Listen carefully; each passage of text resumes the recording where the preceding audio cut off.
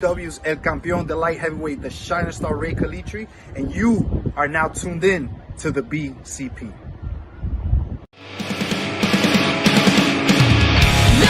between the lines of the page or out of time. Forgiveness is for angels, but this angel fell out of line. Lost in no second chance or redemption can be found. 'Cause you can't have the devil and the devil is running you down.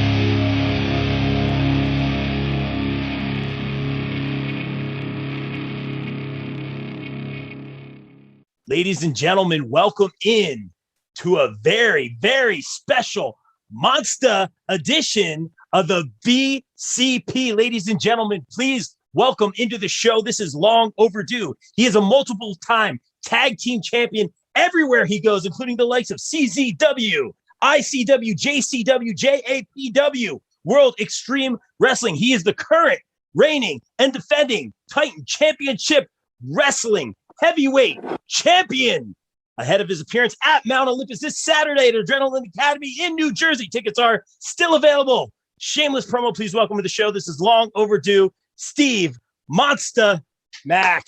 Champ, thank you so much for making Thank you, buddy. How are you? Thank you.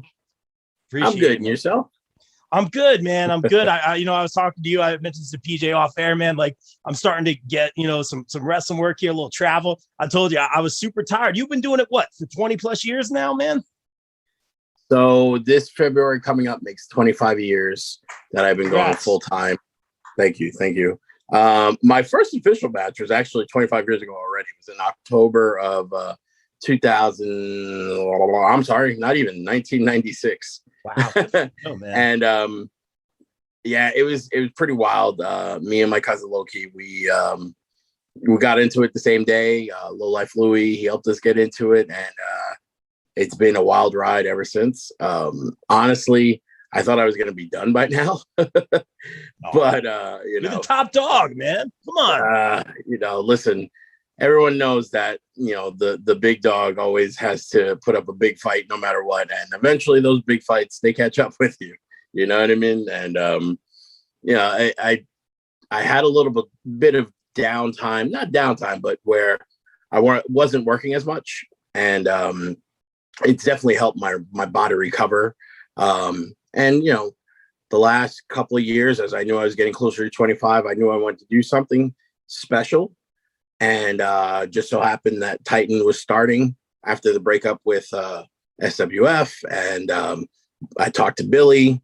I didn't know I was going to become the champ. Never talked about it. I just talked about working with the younger guys and just having good matches. And, then the opportunity came up. I took advantage, and Johnny Moran's been crying about it ever since. There it is. I was waiting for it. There it is.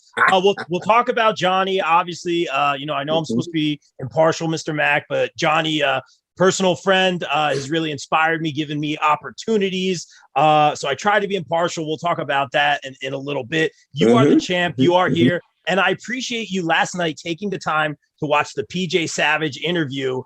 He was hot. He was fired up. And I'll tell you this, Mr. Mack, champ, I should say, he is ready to go. He dropped your name came out of his mouth a couple times. Let's be real. He said you were ducking him. He's saying he's being overlooked in Titan. I'm sure you've seen your share of these hungry guys. And no disrespect, I love PJ, and he's putting in the work. I'll give him that. I'm a fan. That being said, Mr. Mack, your thoughts on PJ's comments and saying you're ducking him?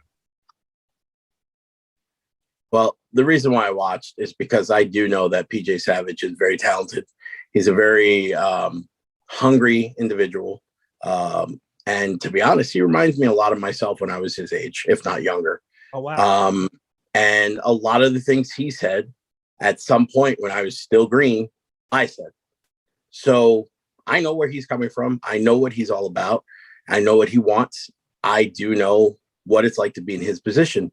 And listen, if you really want to talk about competition, then you have to aim for the top, or else why bother aiming at all? If you're gonna, he said it himself, the hardcore title wasn't his thing. He didn't want that. He wants the big gold. There's nothing wrong with that. Listen, the problem that he has is that he's sitting there waiting for an opportunity. I don't sit and wait. If I see something, I go for it. In my career, I've wrestled. You want to talk about a Hall of Fame roster that I've wrestled, and I didn't lose to all of them. I've wrestled the Steiners, the Dudleys. I've wrestled the Samoan SWAT team, and I've wrestled the Road Warriors, Demolition, Greg the Hammer Valentine, Brutus Beefcake. I mean, you name it, MVP. I've wrestled them all. They making this big noise about Jay Lethal joining AEW. Who do you think was Jay Lethal's first person that beat his ass in the ring? It was me and Moff. You know, you go back to the start of all these cats. And the one thing that, you know, if anybody ever tries to like, oh, you're not as famous as your friends. Well, you know what? That may be true. I may not have gotten a TV contract, but there's a lot of guys who are on TV. And guess what? They're there because I helped them. They're there because at some point in their career, my fingers got in the mix and I helped mold them to be better wrestlers. So I may not be there personally, but my spirit is there. If you look at EYFBO, Santana Ortiz, Proud and Powerful, they are the hit squad, the next generation. They're faster, They're stronger, they're younger. They got the torch passed to them from us personally because they were representing New York. They're young Latinos coming from a nowhere background, same as me and Moff. And we beat their asses for about 2 or 3 years, from when they first started teaming up till the last time before they went to TV. And in fact, their spot at Impact, when they first got signed, the first call was to me and Moff, but we couldn't go. And the first thing we said, send Mike and Angel. Wow. They need to go. Yeah. Wow. Yeah. And it's not humble brag or anything. It's telling it like it is. There's a lot of guys who are on TV that are there because along the way, they ran into me. There's a lot of guys who are on the indies that have gotten spots. PJ was talking about helping out friends. Yes, in this business, the good wrestlers help out the younger guys to get a spot. I didn't just help out my friends. I helped the people that I saw that were hungry. I helped the people that I saw that wanted the spot. They were there looking for any little thing, doing what they had to do. Those are the people that I helped out. Didn't matter if we were cool or not, if I knew them or not. If I could spread their name out by just saying their name once on my Twitter or whatever it was, I would do it. But it was better for me to sit and hold court with them in the locker room. And I did that for years. I'm a nobody. I'll always say that I'm a nobody because, like I said, in this business, it matters if you've been on TV. It matters if, well, now anyway, because back in the day, it didn't matter any of that stuff. There was no social media when I started. But like now it's all about your followers and who you know and all that good corny stuff that social media provides, right? Yeah. I don't need any of that. I just have my people that I know. If I know someone in, let's just say Tennessee is there and like AEW or WWE or Impact is there, I just make a phone call. Hey man, do me a favor, look out for this kid. He's good. And it's going to happen. And it's not bragging. It's because that's how it's supposed to be. That's how I was brought up. That's how I was raised in this business. You're supposed to look out for the younger kids. So like I said, PJ Savage reminds me of a very young me. PJ, though, has the problem of he's still young. Even though he's been in business a few years, he really hasn't been in it for more than a cup of coffee. Wow. He sits and waits for the opportunity to come to him rather than taking advantage of the opportunity. This is a story I've never shared anywhere. So you're getting the exclusive. BCP exclusive. Yes, you're getting the exclusive. Wow. When Frank Goodman, the owner of USA Pro Wrestling, had announced that the Road Warriors were going to be on his show, and he was like, who should we put them with? Who should we put them with? So I was like, there's no way me and Moff are not going to wrestle the Road Warriors. We're going to wrestle the Road Warriors. Back then, message boards were the thing. So I created 3 fake names, and all 3 of them agreed that the Hit Squad and the Road Warriors would be the best option.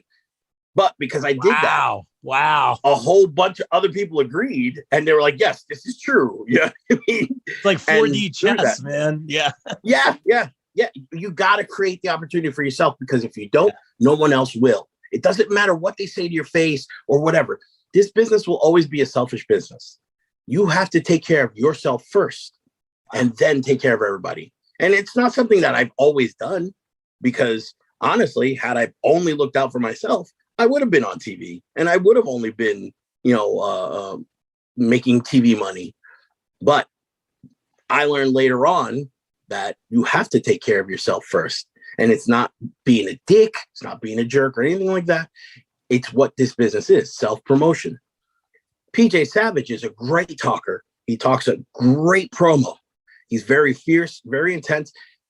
He cut a promo on your show last night that was really awesome. Yeah. But the problem with PJ Savage is he doesn't realize that while he feels he's up here, realistically, he's here. He's not low, but he's here. And he needs to get here. But the connect from here to there, it comes through time. You can be there's only one MJF. Have you noticed that? There's only one young, talented stud, and there's a bunch of talented studs. There's only one MJF. Why is that? Because it's a rare gem. You need to be processed and turned over and processed again to become something in this business. Wow. PJ Savage is just at that. He went to Johnny Moran school, which is awesome. He's doing his second schooling at Sanctuary, which is an awesome location. I mean, I loved filming in that building, and I'm definitely going to go back to that building to do more stuff. Amazing promo. So, thank you. I mean, that was all them. All those guys that, Alex Watt and all those guys, that was all John Trotsky's crew. You know what I mean? And they made us look great. But that comes from me seeing, listen, we have an opportunity to get to a bigger platform. Titan now is in their second year.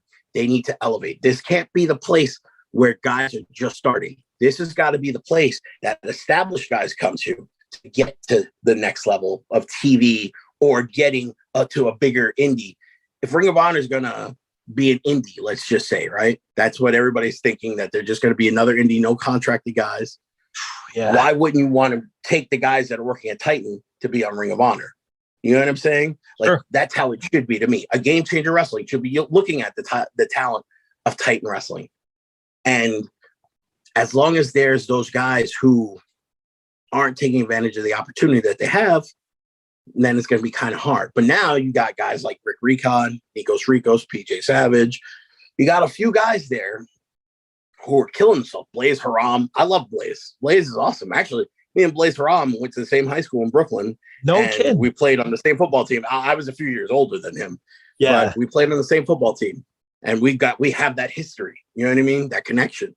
And he's one of the guys that I always sit next to in the back, and I'm always talking to, because I see his hunger. And the same thing with Rick Recon.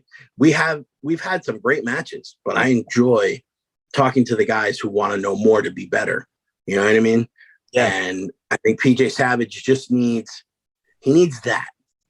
I don't think that he's bad. I don't think that he's green. I don't think any of that. I just think the inexperience, because while he has wrestled Bobby Lashley, and he's wrestled a few other big time names in the business, he needs more big independent names. He was talking about Kenny Omega, I saw, right? He needs guys on those levels. Jay Lethal. He needs experience from those guys on how to handle the indie business. Because before you get to TV, you got to master the indie set. Because if you don't have any skills on the indie set, you're getting nowhere. They're going to eat you up on TV. You know what I mean? Yeah. And he needs that. That's what he needs. Everybody needs a good 2 to 3 big indie feuds before they could go to TV. Because you need to know how far you could push your limits, what standards you can set from your work that people will look at and they'll be like, oh man, all right, that makes sense now. You know what I mean? That's what he needs. Instead of fighting random dudes, he needs to have a 1-year program. Look, me and Johnny Moran, we don't know what's going to happen on Saturday, right? But Johnny Moran and I, for the last year, have been interacting. And if he makes it to the championship match, great. We could continue telling our story. If he doesn't, then my side of the story is proven right, that he can't make it. He can't hack it. He's not on my level. You know what I mean? You got to look at all the stuff that we've been doing is setting up. And with PJ Savage, that's what he needs. He needs that long-term, Dude, not everybody gets a year to tell a story, but he needs that long-term deal to show what kind of warrior he is. You know what I mean? Yeah, absolutely. In this business, everyone comes off, if you're a fan looking on the outside in, they all know each other. They're all cool. But it's still a jock mentality. Despite all the geeks that are coming in, the chess players, the cosplayers who are coming in, it's still a jock society. Oh, yeah. And Mongo wins because Mongo, you might have some sort of wizardry power, but Mongo just punch you in the face and knock you out. You know what I'm saying? That's it, man. You said it perfectly. Even when we were doing basketball, we were trying to do all this like creative and fun stuff, and everyone and it was great and it was fun and all great for great cause. But all the wrestlers are like, no, like I just want to play. Like like the warm ups and the pregame was fun. One of the best environments. Once the game got going, it was serious. Like, and they're not basketball players. I believe no disrespect. A lot of talented. I bet you, and I bet you, I wasn't there, but I bet you Moff was like the biggest, most bully jock on the entire court. I'll say this, man. He sent Navarro, that's my guy, flying in one play. I was doing commentary. The headset came off. I wasn't gonna do nothing to Moff. Don't get me wrong, man. I'm not that stupid. But Casey's my boy, so the headset came off. I was going down to check on him. I wasn't messing with my butt. You called it. No disrespect. Yeah, I know. It gets competitive. No. But that's what Moff is. Listen, I know Moff for the last 23 years. I know what he's about. I know who he is. I know what type of person he is. I know that Moff, when it comes to being competitive, there's not many that can match his level of competition. He gets so into the game, and that's why he was such a great wrestler, or is a great wrestler. I'm sorry. Yeah, sure. Because no matter what you think you know about this business, when you get in the ring, you're always competing against somebody. You're competing against yourself. You're competing against the crowd. You're competing against the opponent. You're competing against the promoter. And Moff always sees that. And the same with me. We always see that there's a competition going on somewhere. You want to be the best. You don't want to look stupid. You don't want to look like a clown. It doesn't matter if you can do it or not. You're going to kill yourself or die. You know what I'm saying? You're going to do it or die trying. Yeah. So I believe me, once you talked about basketball, I didn't have to see anything. And I know Moff doesn't play basketball. Moff sucks. I'm pretty sure he sucks at basketball. Wow. However, I know that Moff was very intense. And I know that, he probably bullied a few people in the locker room, bullied a few people on the court. But it was a good time and everybody was laughing. Yeah. And that's what pro wrestling is, And I think they had a few words after that interaction. It was it was cool. It was no hard, and it was a great event. There really were some good athletes and basketball players as well. But I'm getting way sidetracked on this because you brought up a very, very good point, man. You talk about seizing the opportunity, people, having that passion, having that momentum right now. But you even said, like, the things you did to kind of just push it that much further, man. You have to seize the opportunity. I mentioned to PJ about giving away his hardcore championship opportunity, things of that nature. So I get what you're saying, man. But you've mentioned this man time and time again. Again, I'll try my best to be impartial. Johnny has done so much for me and been an inspiration. And he's had his chances. Let's be real. He's had his chances at the title, wasn't able to get the job done, like you mentioned earlier. But just psychoanalyzing the situation here, bachelor's degree in psychology, great promo. You went to Johnny's home, the Sanctuary. That 10-minute promo, guys, if you haven't watched it, it's all over the place, especially on the Titan channels, Johnny's Facebook, all that great stuff. Stellar production. That being said, a lot of real talk. 2 chairs in the ring, talking about family, talking about, the legacy, talking about the journey, talking about climbing that proverbial mountain, Mt Olympus. And for whatever reason, Johnny is not the number 1 contender right now. Johnny has to win that battle royal, the Rumble, the Mt Olympus Rumble. It's wild to me that Johnny is still in your mind. And part of me thinks that maybe part of you is pushing Johnny a little bit. Because you could move on and be done with this. And yes, you said it, like in the promo, he's been your shadow. He's always been there, whether you're cutting a promo, whether you're in the ring, and vice versa. Is this one of those things where you just want to see what he's really made of? Well, I look at it like this. Johnny Moran was given the qualities that many of us who aren't in his position have asked for. God-given abilities, God-given size, talent, looks. There's a lot of guys who wish they looked like Johnny Moran. And when I was a kid, I grew up in an Italian neighborhood, Bay Ridge, Brooklyn. There's a lot of Italians, a lot of Greeks, a lot of beautiful people. And I, being Hispanic, I had this short, curly hair. I looked different. And part of me was, how come my hair isn't straight like theirs? Or how come my smile isn't as nice as theirs?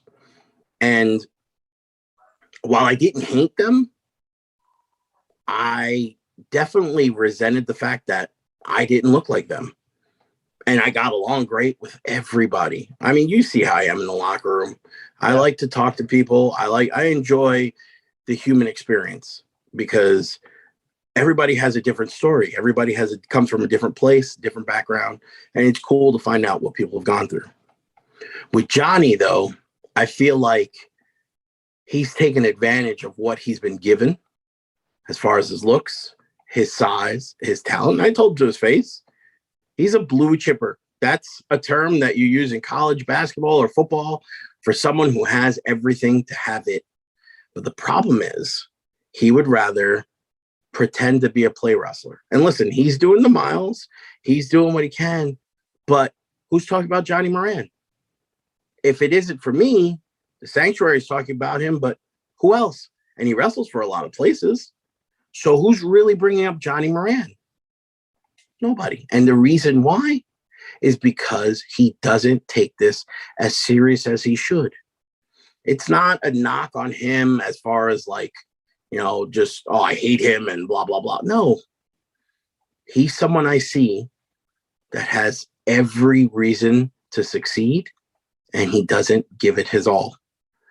He used to have family come through. Why does family stop supporting? Because, listen, and I know his pops passed away, but family should always be there supporting you no matter what. I didn't have that growing up.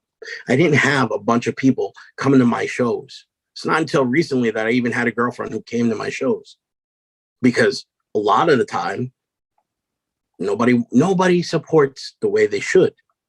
And I understood that. In a way, I used it. I was able to be more violent. I was able to be more wild and not have to worry about who's going to see me when I went home to tell me, oh, you look like an animal.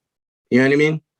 So I know that might sound a little deep, but, you know, that's really what it came down to. I didn't have to worry about if anybody was hitting on my girlfriend or if anybody was looking at my mom sideways or whatever it was. I didn't have that problem. But at the same time, it's not like I didn't want it. I didn't want their support. I wanted their support. He had it, and they stopped coming. Why? Because they saw to him it was a hobby. They saw for him, while he, you know, dressed the part, he wasn't taking it as serious as he should have. There's no reason why that kid isn't on TV right now. He's got the size, the look. He could cut a promo, but he's a play wrestler. And it's not that, you know, I'm going for easy pickings, but he really has forced my hand. Every time I cut a promo after a match, guess who would interrupt me? Every time I'm in the back talking to somebody, I could feel his eyes burning a hole through me. I know that at some point I hit a nerve with him. So now, me being the gentleman that I am, I make sure I hit that nerve every time. I want him to try again. I want him to succeed. But do I think he's going to? I keep saying it. He's not on my level. There's a reason why I believe in that.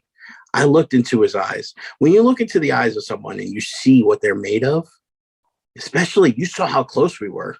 We were inches, not even inches. We were about an inch away from each other. And you could see, yeah, he was pissed at what I was saying, But there's no, what are you going to do to prove me wrong? There is no fire like that. For 25 years, that's what I've been getting paid to do, is read the crowd, read my opponent, read the locker room, read the promoters and the bookers to see who's going to try to screw me over. At some points, I didn't have to because they were just so intimidated, just me walking in. But then every once in a while, you get those guys who hype themselves up. And guess what? They find out they're not ready. I think with Johnny, while I do, like I said, I do hope he wins because I want to fight him and I'd love to beat him. Because then if I beat him, what happens? He doesn't come after me anymore. He'll back down. He'll go for something else. Maybe he'll challenge Rick Recon. Maybe he'll challenge for the hardcore title, or maybe he'll just go away. Wow. Either which way, what does it say about him if I do beat him again?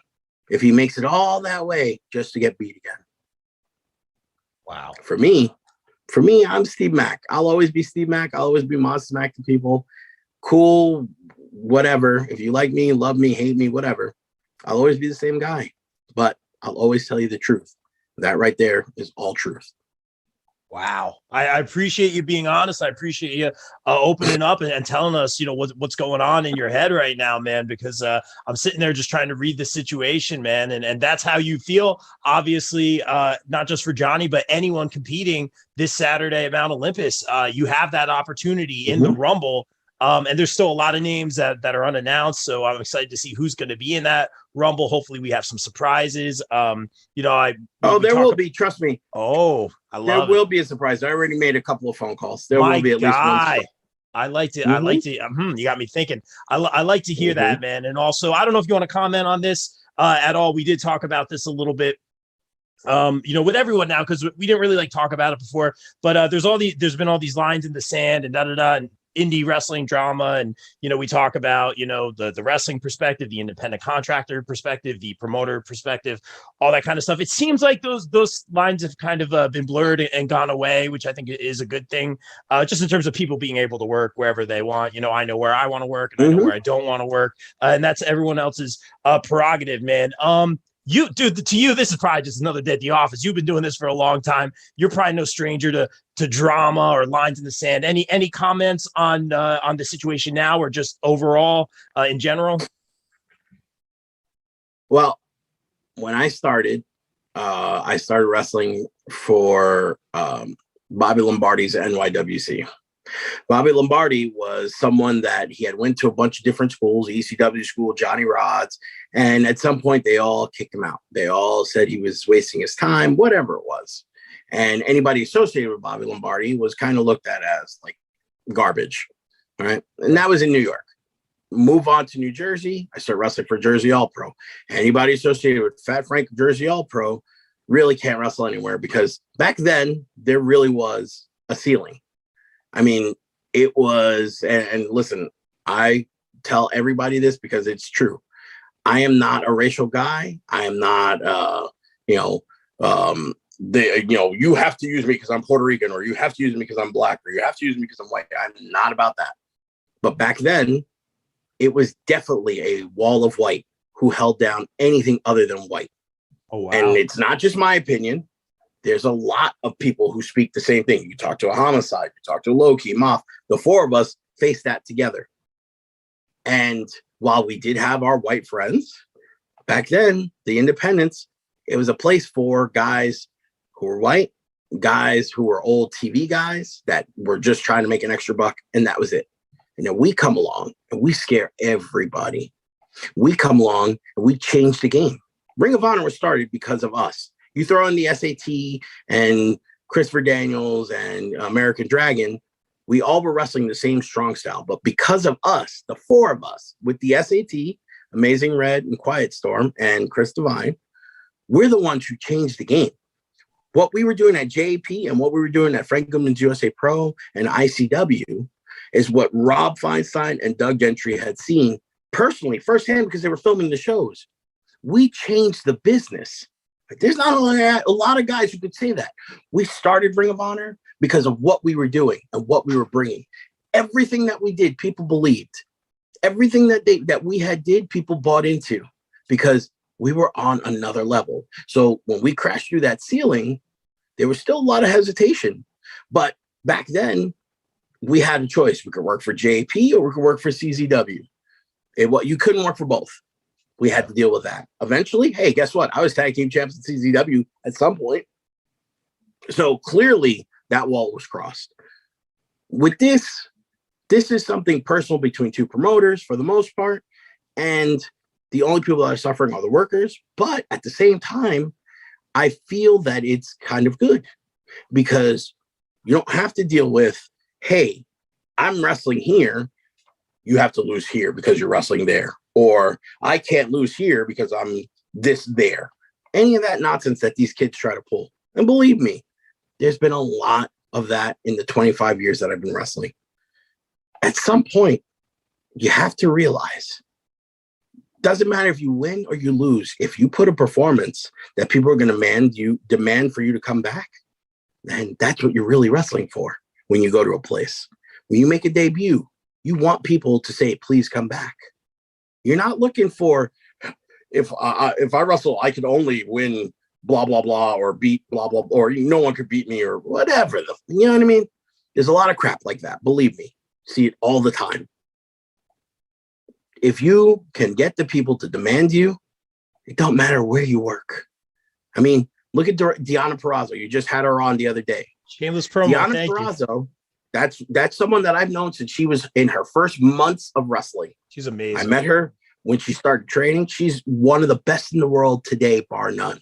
Guys or girls, right? 1,000%. Number 3 in the world for the women. And Deonna Purrazzo is the first person in 1 week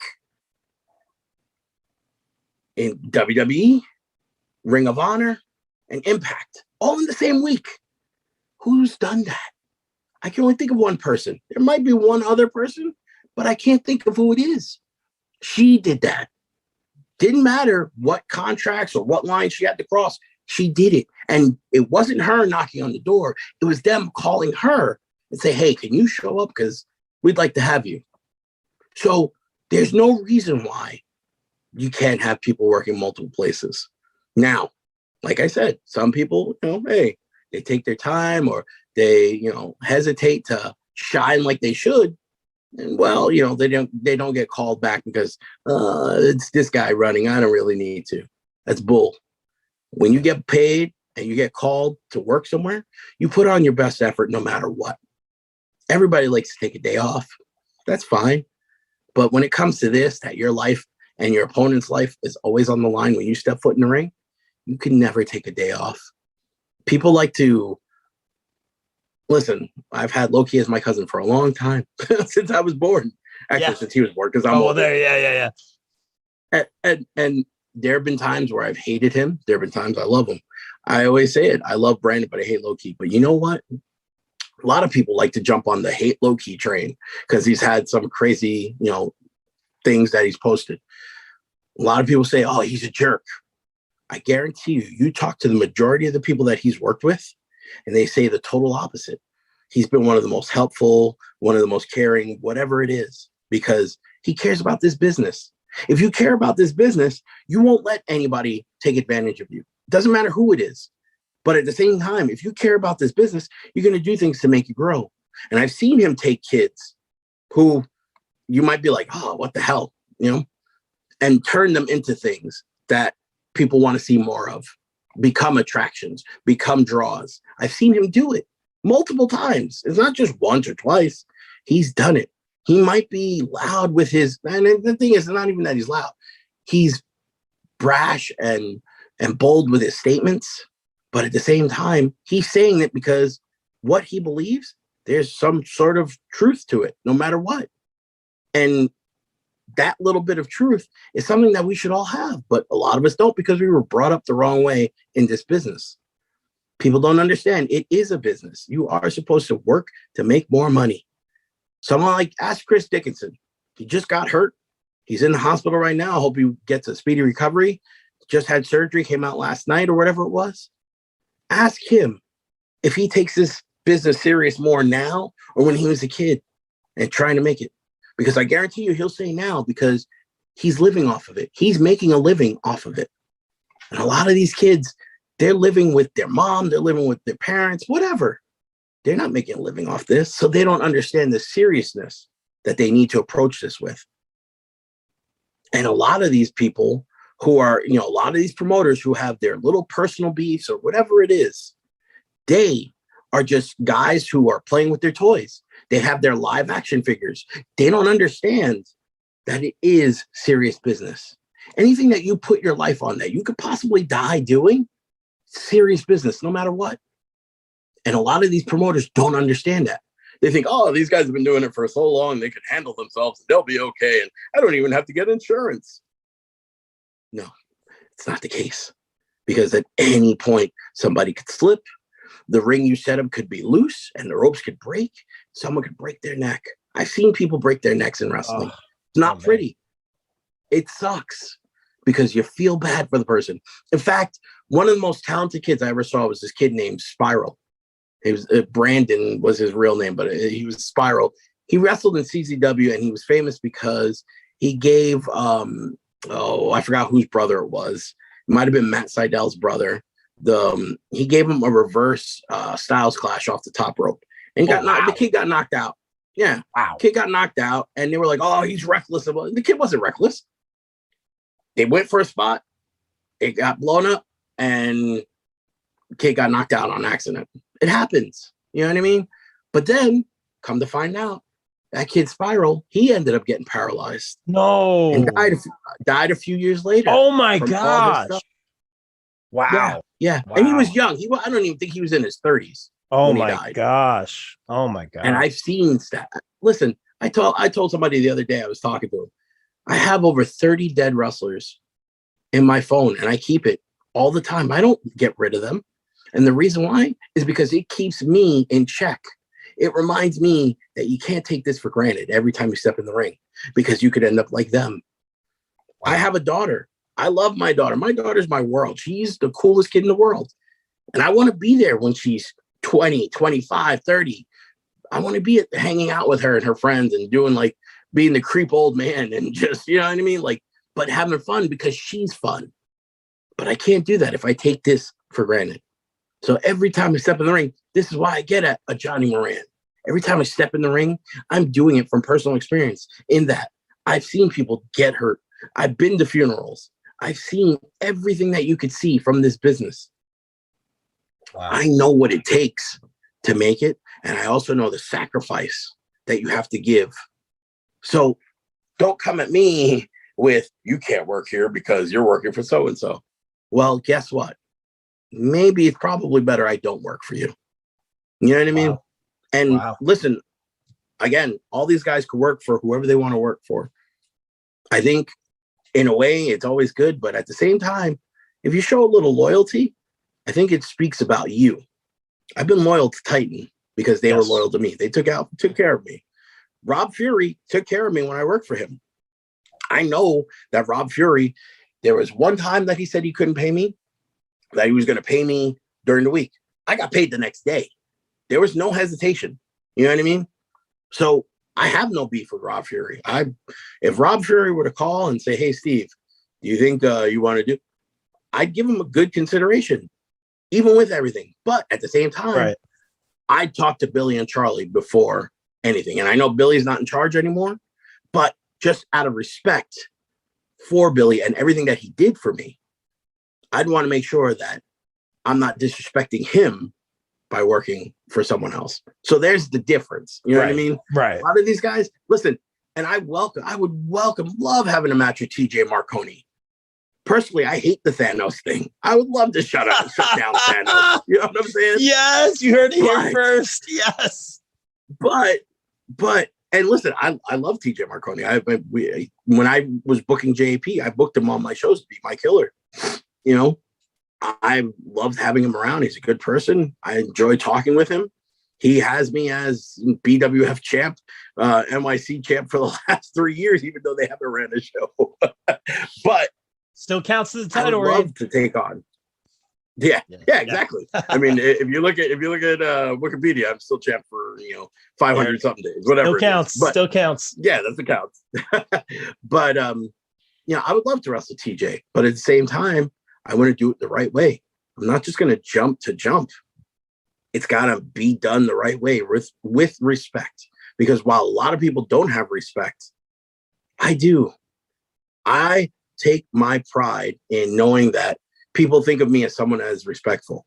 I made my mistakes when I was younger. I've said a lot of things when I was younger, done a lot of things when I was younger. That's what you're supposed to do. You're supposed to be a dumb kid and mess up. You're supposed to do things and learn from those lessons. That's what the human experience is. And I've learned from those lessons, and I do my best. Whenever I see someone like a Vicious Vicki or an Arcadia or, even like a Jay Bougie, right? When I see those guys, I talk to them and I see what's going on, not with wrestling, but how they are outside. Because let's say Gabby Ortiz was having a stressful day the last time she wrestled. And I could tell because I've been around her for a couple of years. And I talked to her. I stopped her. I was like, hey, listen, I don't know what's going on, but I think you should go out back right before your match, let out a loud scream, just scream at the top of your lungs and just get it out. And she looked at me and I was like, trust me, it's a stress relief.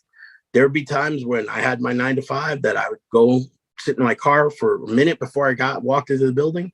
And I'd scream just to get it out so that I wouldn't carry it into work with me. Yeah. Because if you carry anything into wrestling with you, that's where you're going to mess up and get hurt, or worse, hurt someone else. So I let her know. She came back. She's like, I feel so much better. I was like, good. Now you're going to have a great match. She did. You know what I mean? It's just, I always want to make sure that the kids that I see, because now I'm at that point where everybody's a kid except for Magic. You know what I mean? To me. So I want to make sure that they do their best to understand how serious this business can be. Wow. Very well said. And I appreciate you speaking about that. I appreciate the advice because I'm literally taking notes as you talk. And I appreciate you kind of putting things into perspective a little bit. You talk about, the independents and the promoters and the drama and all that stuff. But you're like, well, back in the day, it was about race. It was about all these other things, man. So in a way, it really does put things in perspective, man. Again, I'm very new. So I really, I pay attention to what you have to say. Even at the locker room meetings and stuff like that, you always add your 2 cents, man. And I always pay attention to that. But I do want to ask you this, man. Hit me hard because you know the business well. Everyone is super nice to me and, oh, you're doing a great job and yada, yada. But real talk, man, because I want to learn. I want to know what I'm doing wrong. But I'm getting my start here on commentary. Obviously, been doing the podcast for a couple of years. And I've just been given a lot of opportunities. They brought me in and just be the guy who you are on the podcast. Super baby face, self-deprecating, trying to be funny. Kind of thing, man. And I'm enjoying commentary. I know there's a lot of work to be done because I work with some really great people, and I'm so thankful for the opportunities I get, including Titan, man. But I call your matches, man. Hit me with it. What's the criticism? It doesn't have to be compliments by any means. So, I mean, and this, honestly, this goes for anybody. If you know the person that you're commentating with, when you're commentating a match, there's certain bullet points you have to get across, storytelling wise. But for the most part, it should be a conversation between you and that person as if you're watching from on TV at home. And when I did commentary for Jersey All Pro, I did it with Mark Clemson, someone who I was, we had a relationship outside of wrestling. We were cool. We used to hang out in Staten Island, Montreal, hang out JP. And when I would wrestle for WXW, he was a commentator there. So we always got to work there. And working with him, I was very relaxed. Yeah. The other thing that you do is you have to do things to establish yourself. So there's got to be little ticks here and there. And it's funny because I was just talking to Homicide about this the other day, and he was like, you need to express yourself. Someone hit me on Twitter about calling when Dax, I think it was Dax and Pac last week. They had the match. Yeah. And they one hit the brainbuster over the top, the other hit the brainbuster in the ring. And they were saying how bad Excalibur was at using my brainbuster.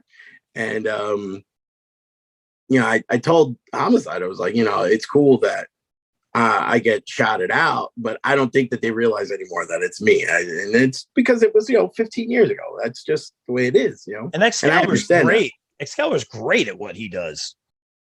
Okay, if you say so.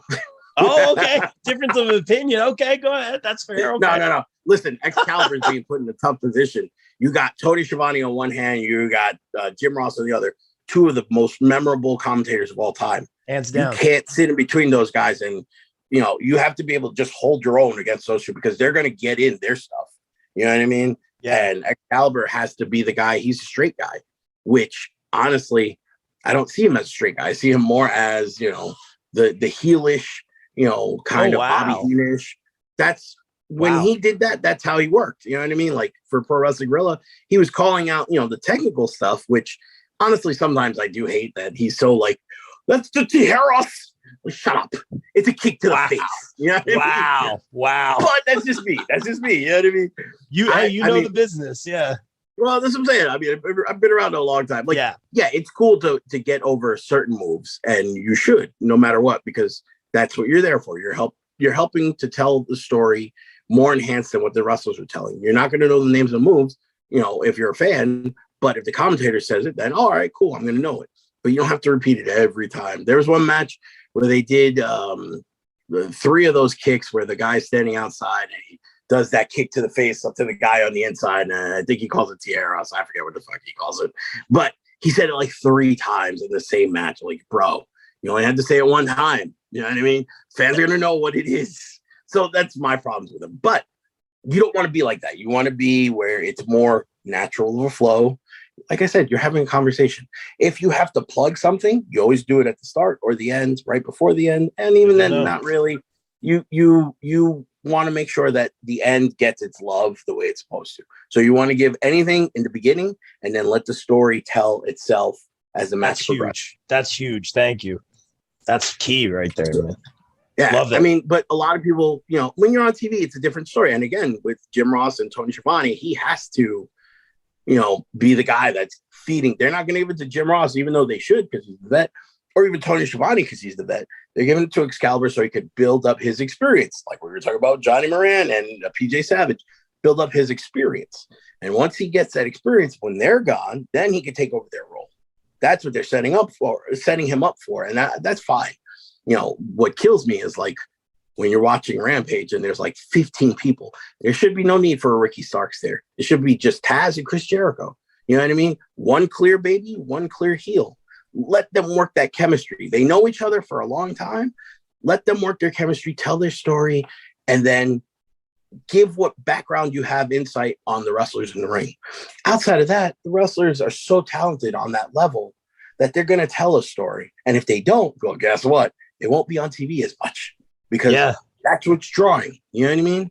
If you look at all right, so like I'm not the biggest fan of the Young Bucks, and it's nothing personal. It's just they do more of a video game style wrestling. And it's not the style that I came up with, so it's harder for me to adjust. I mean, I could wrestle them if we had a match. We would have a great match. But at the same time, I would rather take it slow and steady. But when they wrestled FTR, there didn't even have to be commentary. There was such a good, clean story that was being told that if they shut the mics off, everyone would follow. And that's what you need to have. You need to be able to have the people invested in what you're doing. Yeah, it's cool to do flips, but isn't it better if you get them emotionally invested? All these years we're being told pro wrestling's a male soap opera. Now it's appealing to everybody, but it's always been a soap opera no matter what. Soap operas tell story. How much of a soap opera is spent with the guy shooting people? Once a year, maybe? You know what I mean? It's the story, the investment of the characters. And that's what they need to understand. When you are a commentator, if you know what the character's story that he's trying to present, then you can help. You don't have to tell the whole story, but you can help give hints, lead the crowd that's listening to where it could possibly go. And sometimes you could even swerve them. And then they'll be like, oh, man, we totally thought it was going to be this because you said that, but then it ended up this and it was even better. You know what I mean? Yeah. Stuff like that. That's the feedback that you want. So outside of that, just try not to die as the match progresses because you want to be able to start at, let's say, 75 and end it at 110. You know what I'm saying? Yeah, I because do. I did that. I get that. Yeah. Yeah. And it's real easy because, especially if it's like a hyped up match, and you're like, oh my God, I can't believe you're gonna wrestle us. We're gonna finally get to see it. And then as the match is going, oh my God, he hit a super poison rana off the top. Holy crap. You know what I mean? Like, you don't want to be that. You want to be after the match. You want to, when the 1, 2, 3 hits, oh my God, I can't believe what we just witnessed. We just saw one of the greatest displays ever. I can't, like, there's no way anybody could do anything better than what we just saw. This is 5-star, 7-star, 10-star at the Tokyo Dome. This is awesome. You know what I mean? Yeah. That's what you want to be. I super appreciate that, man. Like, I literally wrote some stuff down while you were talking, man, because Saturday's a big day. Hopefully there's going to be a lot of big moments. I mean, we are going to have a Rumble winner, a Mt Olympus Rumble winner. You know, there are titles on the line. There's a lot going on, man. And it's interesting to me because Al, you know, my broadcast partner who does such a great job, Alphonse, you know, hashtag always a heel, like we say. You know, we were doing super babyface, super heel, and I'm sitting here going like, is that gonna, like, I've never done that before. Is that gonna work? You know, it's beautiful outside. No, it's rainy and cloudy. Like, I'm like, I don't know if that's gonna work, but he's fantastic. And I feel like the past couple shows have been great, but the last Goddesses show that we just did, I felt like you were saying, like, we got to know each other from working together, and it was more of a conversation, and we could play off each other like that. So that's what I'm starting to learn. Even with Nunez, our co-host on this show, you saw how comfortable we are with Deanna and Mack, because they were laughing the whole time. It was like a morning show, like having our coffee, man. And so that's what I appreciate you bringing that up, like the chemistry. You know, that's super important. Yeah. Take it, man. I mean, that's the only way it works. That's the only way the dance works, is if you have chemistry with your partner. And, you know, you have to be able to be comfortable so that in case any awkwardness arises or any sort of thing, that improvisation that needs to be filled in, you can do it, doing it comfortably and confidently. You know, that's the other thing, is have confidence in yourself. If you know you're smart, you know your business, you know your wrestling, you don't have to know the moves. You just have to know, hey, this is a fight between a guy and a guy, a girl and a girl, a guy and a girl, whatever it is. This is what's supposed to be. It's a fight, and you talk confidently. And if you talk where you get to the point where you believe everything that you're saying, no matter how wrong it is, the crowd will always invest in what you're saying. That's why the best promos are always those guys who, like a Jake the Snake, there was, no matter what, you believe Jake the Snake because he spoke with confidence. He didn't have to yell. Listen, the Warrior, Ultimate Warrior, was great when you saw him because he was so bizarre, but there was never any confidence. You believe that a small Brian Pillman guy could beat up the Ultimate Warrior because Brian Pillman, when he talked, you believed what he said. And the same thing with Jake. It's always, if you have the confidence in what you're saying and believe in what you're saying and believe that it's right for you and that everyone else, it doesn't matter what they think, it's right for you, then they're going to bite because they're thinking, well, this guy must know something that we don't. And they're going to be more interested, more invested. And as long as you speak confident, they're always going to be behind you. Doesn't matter if it's good, wrong, whatever, bad, whatever. They're always going to believe. And that's just something that it only comes with practice. The more you do it, the more you see it, the more you feel it. It's not going to come overnight. It never will. But you practice it, you keep doing it, and trust me. And the best bet, watch old matches with the volume off. Commentate. See how you feel. I like watching old NWA. I'll watch old NWA and pretend in my head that I'm with Jim Ross. Wow. What would Jim Ross feed me and what I would feed back to him? You know what I mean? And how would we react to each other? You do that, trust me, you can work with anybody. I love that, man. And I appreciate you saying that. I take it as a huge responsibility. And at the same time, I know I'm very, very new and I want to learn, man. So I appreciate you saying that.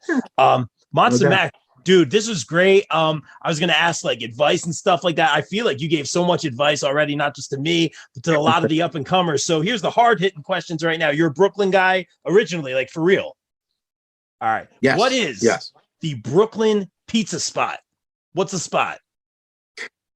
Without hesitation, L&B Pizza in Bensonhurst. Okay, best pizza in New York. Yep, L&B's Pomoni Gardens. Wow, that's the place. Best pizza in New York. I hear like DeFara's a lot. I hear a couple places. So L&B. Yeah, DeFara's is good. There's a spot in the Bronx that I forget the name, but we used to eat it all the time. It was pretty good. But L&B It's L&B Spumoni Garden. Trust me. Look it up. Look it up on YouTube, and you're gonna want to taste it as soon as you see it. Trust me. I follow them on Facebook, Instagram, Twitter, everything because I love their pizza. And that's definitely the spot. What I wanted to talk about real quick, please, of course, the floor is yours, is some of the matches that are going on this weekend for Titan.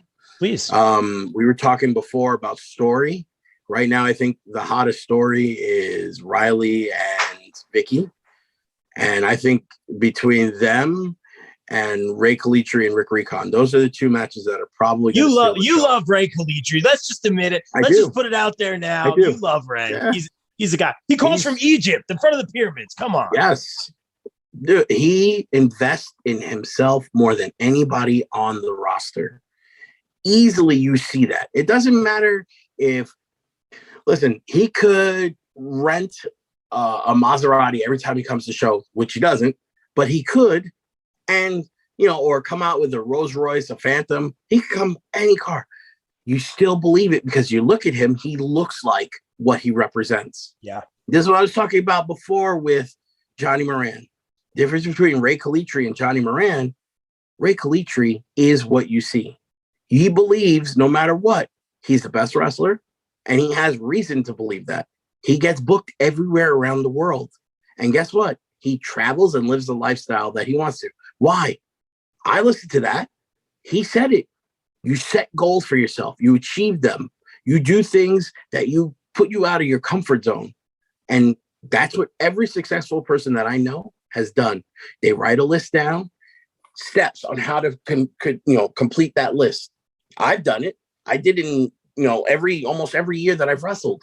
You set little lists for yourself, and you set those goals where it feels like they might be out of reach now, but will they be out of reach in 3 to 6 months from now? And if you take every step possible, there's no reason why you can't complete them. Rey has mastered that. I mean, you look at everything he presents, it's not fake. It's real. That's real. His girlfriend is real. Yeah. His wrestling is real. His look is real. Yeah. Everything about him is real, genuine. There's no reason why he shouldn't be getting calls from TV, because when you look at him, he looks like a marketable wrestler that people can either hate, like MJF. Same level of realism. And there's something there that you can make money off of. And he could wrestle. The dude is an awesome wrestler. And trust me, if I was starting a company, he's one of my top 3, no matter what. Wow. Because he brings that credibility. When you listen, Dusty Rhodes was one of the fattest, sloppiest looking wrestlers in the history of wrestling. And I'm not saying that out of hate, because look at me. I've never been a musclehead or anything like that, right? But Dusty Rhodes, you believe when he would come out there in a fur coat, you know why you believe that he bought that fur coat and owned a whole bunch like it? Because he was wrestling all over the place. He was the heavyweight champion. He spoke what he spoke because he was living what he was speaking. Same thing with Rey Calitri. Now, Dusty Rhodes might have been hanging out in the bar with, Dick Murdoch and, slapping cows' asses. You know what I'm saying? But yeah, you believed it. And with Rey, there hasn't been one time that I've ever doubted him. When you have that credibility around you, then everyone's going to see like, oh man, this guy knows what he's talking about. TJ Marconi is the same deal. TJ is a big monster. He's got a bunch of titles. I would use him because what he's speaking is what he believes. He believes he should be the biggest known champion on the Northeast. And if you talk to him, he really believes that. You can't stop that. You know what I mean? He knows that he went from being a Kevin Nash ripoff to being the bodyguard TJ to, being the TJ that he is now. He's made that evolution, and he believes in every step that he's taken that's gotten him to this point now, to where he believes fully in himself. There's nothing wrong with that. Do I think he's right? No, I don't. I think Thanos is dumb. But that's just personal opinion. You know what I mean? At the end of the day, if the fans react, that's what it's all about. You get a reaction from the fans. Exactly. They want to come see it. Exactly. There you go. Oh, man. Exactly. You know how many matches I've had where I'm like, that really it really wasn't the best effort because somebody messed up and it just fell off the rails. But then at the end of the match, the fans go nuts. And then you realize you're like, it didn't really matter because they were there at the end. They still followed. You know what I mean? Like, there's a lot of times where people will just shut down because, you know, one misstep happens. Oh, I'm so good. I'm a fucking idiot. But then at the end, if they get it together, you know, the fans will appreciate their effort and they'll give them another chance. And this is what we were going back to in the beginning. You want to have the people to want to see more of you. If they're clapping after a bad match and they're showing you respect, they know that the talent's there. This was just a bad night. And that's it. You can't let it dwell. You know what I mean? Yeah. There's a lot of guys that we've seen that they let that moment dwell and they keep on dwelling. And then by the time their next match comes along, it carries over. And then you got guys like Rey Calitri who, you know, and Rick Recon and Nikos Ricos, you know, studs who, you know, no matter what you say, or even a Chris Barton, you know, they're solid. They have everything that it takes to be winners. You believe. Listen, Nikos Ricos is a dickhead. He does it in his character, but you know why so many people hate him? Because what he does is real. He really hates people. I've sat and talked to the guy. I know what he thinks. I know what he's feeling. He really hates people. He only wants to deal with the people that he wants to deal with. He loves beating the crap out of people. I will tell you that. Oh, yeah. You know, he looks like a stud. He works out like an animal. He's well-trained, well-thought, well-versed, you know. People buy into Nikos Ricos because what you see is what you get. There's nothing wrong with that, you know. If a lot more guys work like him, it'd be a lot harder to get any spot, not just my spot, any spot in a company. If you had 24, 25 Nikos Ricos working, Rick Recon working, guys who give their all, and you believe in them, then how can you beat that company? Doesn't matter what it is, you know? And that's the thing. Again, there's a little shot. Pew, pew, Johnny Moran. Do they look at you like a Nikos Ricos? Do they look at you like a Rey Calitri? Wow. Nope. And listen, I could say things because I've been around a long time. People can say whatever they want about me. Listen, I've earned my stripes. I've earned my, you know, respect. If you don't like me, that's cool. I don't care. I don't lose sleep because you don't like me. But I will tell you the truth, you know? The resume speaks for itself. The title, the hardware speaks for itself. You're top dog at Titan right now. You have the proof right in front of you. By the way, sorry to cut you off. Of course. It's now 80, it's either 87 or 88 different titles in 25 years. Wow. Using that on Saturday. Wait, 88 in 25 years? Wow. Yeah, it's 88 with tag titles with 10 different partners. Congratulations, by the way. Thank you. It's amazing. I mean, I work hard. Like I said, and you know what's crazy? I really do believe that I'm a nobody. Like, I know, like, I'm not a nobody. But at the same time, like, you know, I feel I'm very humble about myself. I feel like, who am I? I'm just a guy that wrestled and got paid to wrestle. But in reality, in the grand scheme of this world, who am I? I'm just a fat kid from Brooklyn. That's all I'll ever be. That's all I ever was. To me. You know what I mean? Doesn't matter that I've been all over the world and I've wrestled in front of thousands. Doesn't matter. That's who I am. But I use my knowledge and expertise to help people be better at this. And at the same time, I enjoy doing this. So it's not just a hobby. It's something that I love. It's something that I have passion for. I have fire. Johnny Moran don't have that. I do. Wow. I'll sit. Well, there it is. You knew it was coming. And that's going to get us hyped, of course, for Mt Olympus this Saturday at Adrenaline Academy here in New Jersey. Tickets are still available at Titan-ChampionshipWrestling.com. I think Row 2 is about to sell out. So we'll see what's going on with that, guys. We hope to see you Saturday. Monsta Mack, I respectfully disagree with you saying I'm just this and that. You, again, 88 titles over 25 years, the top dog at Titan Championship Wrestling. And I also appreciate you not just talking about you and your career, but talking about so many different wrestlers throughout the interview, sharing your wisdom, your thoughts, your advice, maybe a couple shots fired here and there. I appreciate you. And let's put you over here because you deserve it. Tell us where they can follow you on social media, get the merch, all that great stuff. Well, I'm only on one platform. I mean, I am on Facebook and Instagram, but those are for my family. And It's better for me that way. I see less garbage online, even though I still get my fair share because there's always going to something sneak through. But if you want me on Twitter, it's at Steve Mack DHS, MACK, because a lot of people don't know how to spell Mac.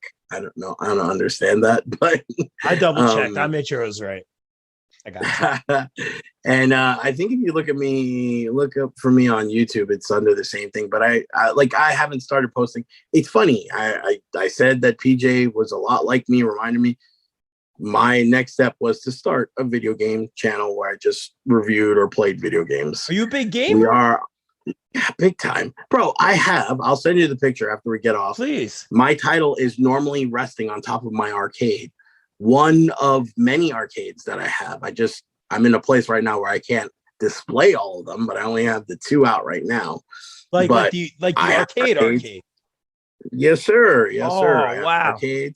At one point, I regretfully did this. I had somewhere about 5,000 games between Sega, Nintendo, Atari, everything, right?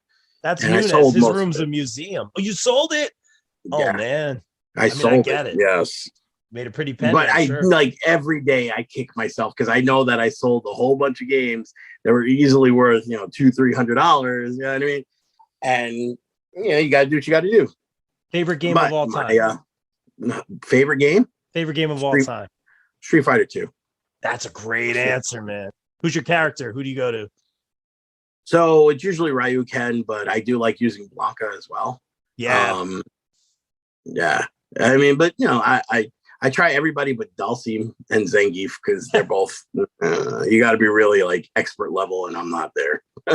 Wow. But that's awesome. Yeah, I mean, it's something that I grew up with. I've been playing video games since I was able to walk. You know what I mean? Like, and growing up, it's something that I've always collected. I mean, it's stupid. I have a computer with a hard drive of like 150,000 games, right? But then I have like the PlayStation TV hooked up with like 20,000 games, and then I have a Vita with like another 20,000, and I have like classic Super Nintendo. I have everything that you could think of, but I love video games no matter what. And even my arcade has something like 10,000 games on it. You know what I mean? So wow, that's awesome, dude. I could talk gaming with you. That's for the next podcast, because dude, I'll send you pictures of Nunes's museum up here, because there's the Nintendo section, the Sega, Jaguar, like it's nuts, man. But love it. I digress. Monsta Mack, seriously, thank you again for coming on the show, taking time out of your busy schedule, man. Congrats on all your accolades in your career. And Saturday is going to be a big day, my friend. And just thank you for coming on, and continued success to you moving forward. Thank you so much. Thank you for having me. I can't wait to see you on Saturday and talk some more. Can't wait. Anytime, man. And like we always say here on the BCP, everyone stay safe, stay positive, take care of each other. We are out.